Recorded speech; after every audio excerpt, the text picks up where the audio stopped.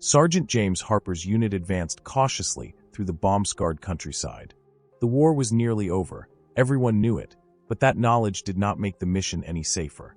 Desperate men, cornered and hungry, could be more dangerous than organized armies. Smoke curled lazily from an ancient barn atop a small abandoned farm, its crooked chimneys suggesting someone, or something, lived inside. Could be enemy holdouts, muttered Private Rodriguez, raising his rifle instinctively. Or civilians, James replied carefully, keeping his voice low. Either way, stay sharp. The barn loomed as they approached, a relic of old Bavaria. Its stone walls and timbered beams had somehow survived decades, as well as the war that had ravaged the countryside. As the unit drew near, a sound froze James in his tracks, soft, plaintive, unmistakable, the cries of children. "Hold fire," he barked immediately. "Children," Rodriguez echoed, eyes narrowing. "German children," James said grimly. "Could still be a trap. Could be exactly what it sounds like. But we find out carefully." James pushed open the barn's heavy doors. The scene inside was both heartbreaking and surreal.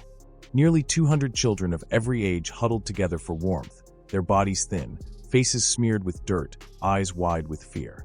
Some clutched ragged dolls. Others simply shivered silently, rocking themselves back and forth. "Dear God," Corporal Miller whispered behind him. An older girl, perhaps 15, stepped forward, her voice rapid in German. Private Clean, James's translator, leaned in, straining to catch every word. "She says they're orphans," Clean reported, voice trembling. "From all over Germany. Their parents were killed in bombings, in fighting. They were in an orphanage in Munich. When the city was bombed, the staff fled. These kids walked 40 miles to find shelter." James's throat tightened. He asked how long they had been on their own. The reply, quick and fluid in German, made his stomach drop. 2 weeks. No food left. Several children had already died from exposure and hunger, just yesterday. The contradiction was staggering. Enemy children, technically civilians, dying while armed American soldiers stood capable of saving them. Yet the rules of war, the military regulations, the bureaucratic paperwork, none of it accounted for this. What were they supposed to do? Sergeant Miller looked at James, anxious. "What do we do?" James's gaze swept over the children, noting the hollow eyes, the raw fear, the innocent humanity that transcended nationality. He made a choice, firm and unyielding. "We help them," he said. "Sir, regulations," Miller began. "I don't care about regulations," James interrupted. "These are children. We're soldiers, not monsters. Command will have our heads. Then I guess they'll have mine. But I'm not leaving them to die because some bureaucrats wrote rules that ignore basic human decency." James turned to his unit. "Rodriguez, Miller, scout the farm for supplies. Clean, talk to that girl. Find out what they need most urgently. Daniels, radio command. Tell them we found civilians requiring humanitarian assistance." "You want me to tell them they're German kids?" Daniels asked. "Tell them they're children. Let command figure out the politics later." The unit sprang into action, soldiers trained for war now redirected toward saving lives. Rodriguez and Miller located a root cellar with preserved vegetables, a well with clean water, and a shed stacked with firewood.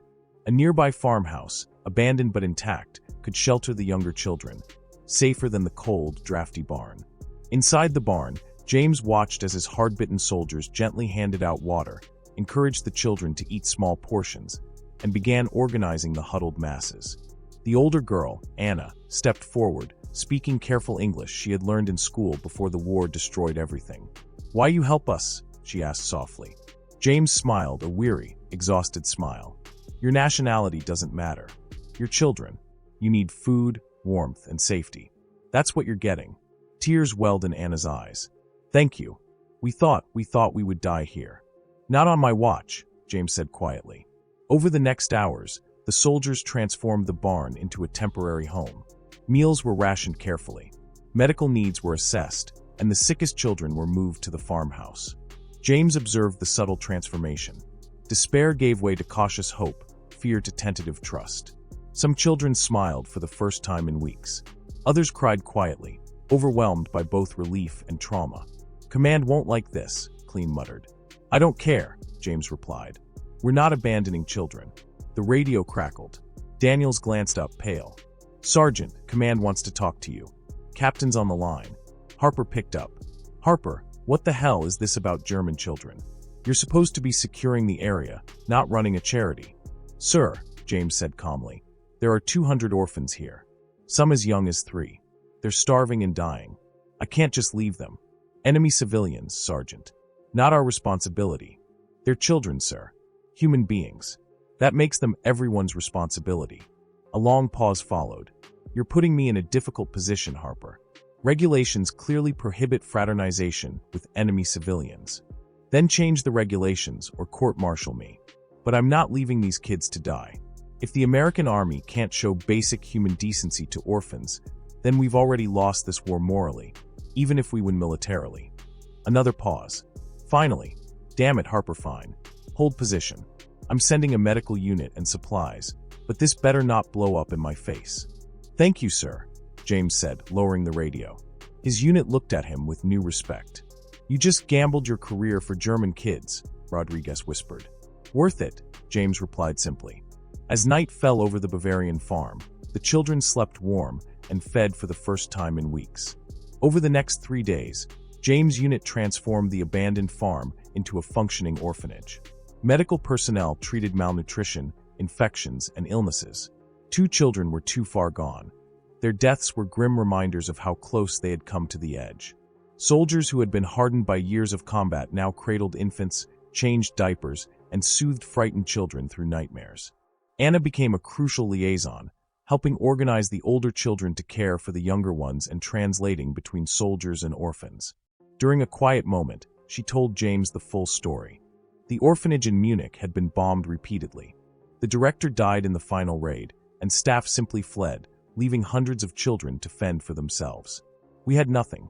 No family, no home, no one, Anna said, her voice breaking. You did good, Anna, James said. You got them here. We're just finishing what you started. News of the German orphan rescue spread quickly through military channels. Some officers praised James' humanity. Others saw dereliction of duty and fraternization with the enemy. Colonel Bradford, a by-the-book officer, arrived on the 4th day with a photographer in tow.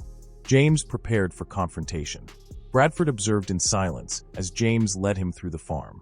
He saw the clean, organized barn, the farmhouse transformed into a hospital, the children eating breakfast, laughing, and playing. A small girl, holding a flower from the garden, approached him shyly. Danker, she whispered. Bradford stared at the child, then around the farm. Finally, he said, walk with me. Outside, he spoke carefully. This is highly irregular. You commandeered military resources for enemy civilians, diverted your unit, violated regulations. I should court-martial you. Yes, sir. I understand, James said.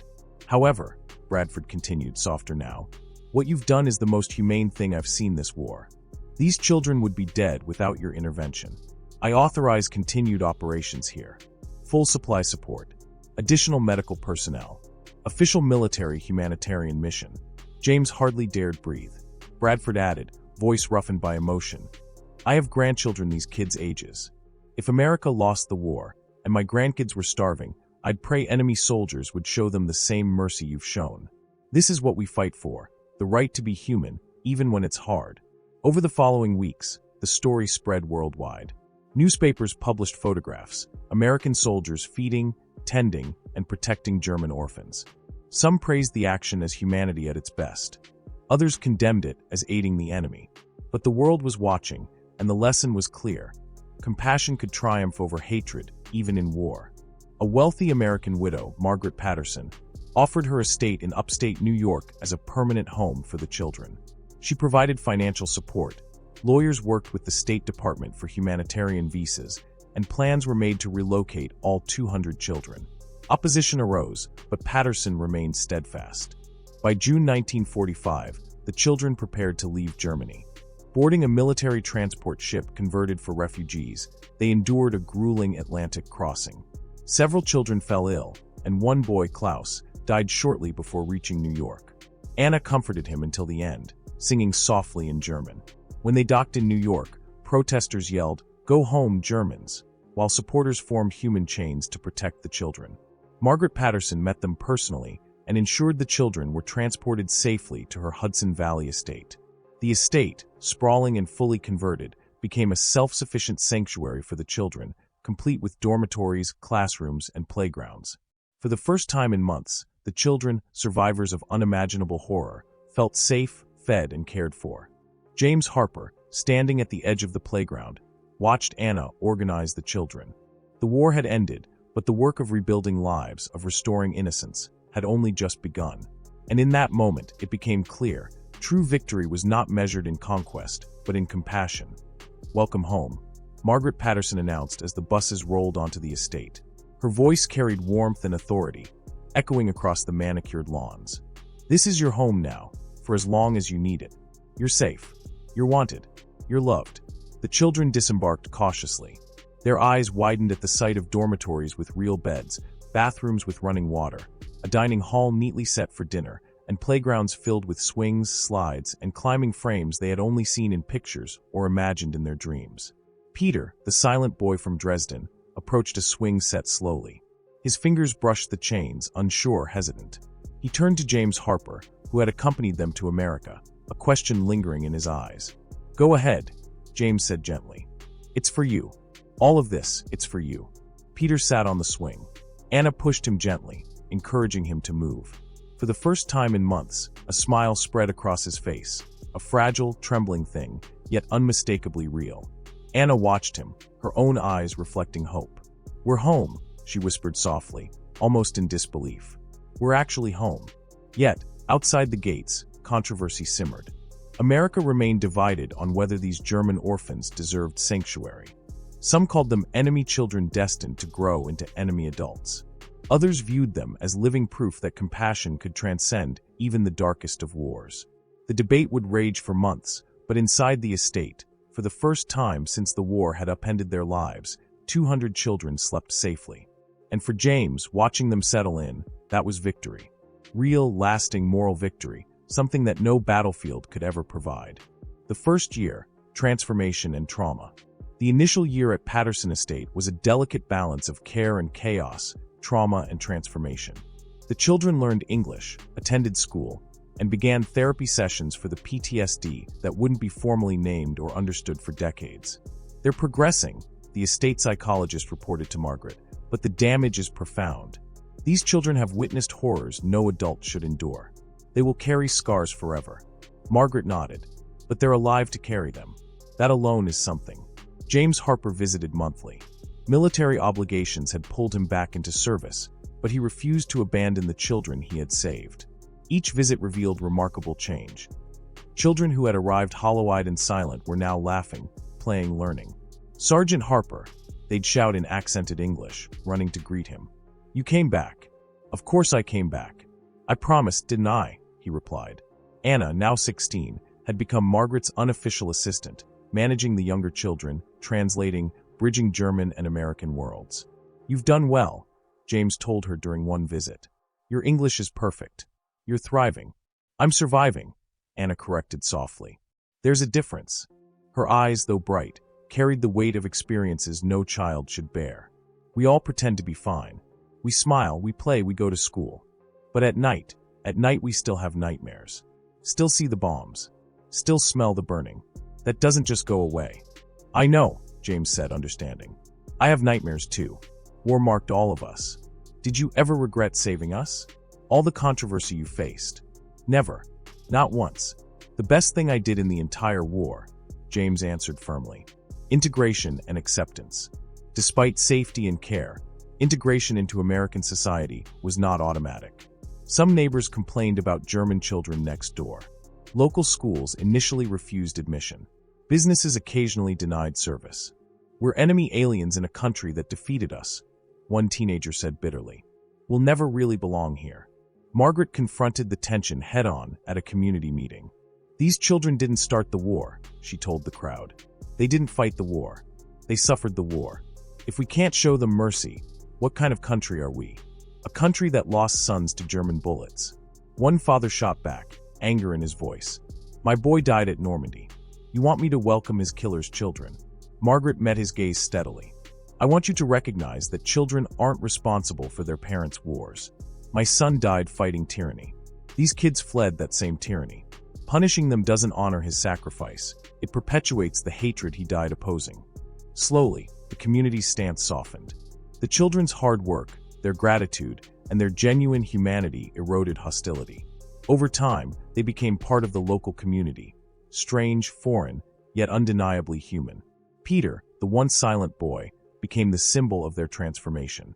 6 months after arriving, he began speaking. After a year, he smiled. By the second year, he was a boisterous, playful child, indistinguishable from his American peers. "Look at him," James said to Margaret one day, watching Peter play baseball with local kids. 2 years ago, he was catatonic. Now he's just another kid playing ball. "Resilience," Margaret replied. "Children have remarkable capacity to heal if given safety and love, identity and belonging. Not all transformations were seamless. Some children struggled with identity, caught between German heritage and American upbringing. I feel guilty," Anna confessed to James during a visit. "I'm happy here. I love America. But shouldn't I love Germany? Shouldn't I want to go back?" "You don't have to choose," James said gently. "You can hold both. You can be German and American. The world isn't as black and white as war tried to make it." By 1948, 3 years after the war, most children had integrated. Some were adopted by American families. Others remained at the estate, forming a community that had become their home. National recognition. Margaret Patterson received inquiries from documentary filmmakers eager to tell the story. In 1949, Children of War, Citizens of Peace aired nationally, chronicling the journey from near death in a Bavarian barn to thriving in America. Interviews with James, Margaret, and the children themselves captivated audiences. Reactions were polarized. Some wept, others remained hostile. Yet the documentary shifted the conversation from "should we have saved them" to "how can we save more children in need?" James received thousands of letters. Fan mail praising his courage, hate mail condemning his actions, and heartbreaking letters from soldiers who hadn't had the courage to act. "I found 3 German children in a destroyed building in Berlin," one letter read. "I wanted to help them, but I was afraid of consequences, so I left them there. I think about them every day. You had courage I lacked. Thank you for being braver than me." Margaret counseled him. "You can't save everyone. You saved 200. That's 200 lives, 200 futures. Be proud." "I am," James said, though his mind lingered on the children left behind. Legacy and policy change. James's actions inspired others. Soldiers began reporting orphan discoveries. Humanitarian missions multiplied. Civilian protection, regardless of nationality, slowly became accepted military doctrine. Anna graduated high school in 1951, fully bilingual, top of her class, preparing for college. Her commencement speech drew national attention. 6 years ago, I was starving in a German barn, certain I would die. American soldiers could have walked past. Instead, they stopped. They saved us. They chose humanity. Because of that, we live. Because of that, we thrive. That's the lesson we owe the world. Courage isn't measured by victory in war. It's measured by compassion in the face of it. Adulthood and integration. Over the following decades, the children became model citizens. Doctors, teachers, engineers, and parents, all raised with the knowledge that compassion, not conquest, had saved them. Some returned to Germany to reconnect with roots or aid rebuilding efforts. Others stayed in America, fully integrated. Peter, once the silent boy from Dresden, served in the Korean War, proving loyalty and dedication to his adopted country. Anna married an American teacher, bridging her 2 identities, symbolizing complete integration. Recognition and honors. In 1975, James Harper, now 73, received the Presidential Medal of Freedom. President Gerald Ford lauded his actions. Sergeant Harper embodied our nation's best principles. That mercy triumphs over vengeance, that compassion defeats hatred, that protecting innocent lives is every soldier's highest duty. Anna, speaking on behalf of the children, reflected, "We live because one man made a choice. 200 lives became families, legacies, futures, all from one act of courage." The Patterson estate continued to serve as a model of refugee care and integration, inspiring programs for Vietnamese, Somali, and Central American children decades later. Golden Anniversary, 1995. 50 years after the rescue, over 3,000 people descended upon Patterson Estate. The surviving children, their families, grandchildren, and great-grandchildren. A new memorial wall listed all original children, survivors, and descendants, a living monument to the enduring power of compassion. James, frail at 93, was surrounded by generations of lives that existed solely because he had stopped at a barn 50 years earlier. "Thank you," Anna whispered, holding his hand, "for seeing us as human when the world said we were enemies." James Harper passed 3 months later, leaving behind a legacy immortalized not by medals or battles, but by lives saved and humanity preserved. The estate became a UNESCO World Heritage Site in 2000, a permanent testament to moral courage. By 2025, over 10,000 descendants had sprung from the original 200 children. Anna's great-great-granddaughter wrote a best-selling book, The Barn Children: How Mercy Defeated War, ensuring the story and its lessons would never be forgotten. The barn in Bavaria, once a place of despair, was preserved as a museum. Thousands now visit annually, standing where children once died and where soldiers chose to see humanity first. The lesson endures. The greatest courage is not destroying enemies, but saving them, even when the world tells you otherwise.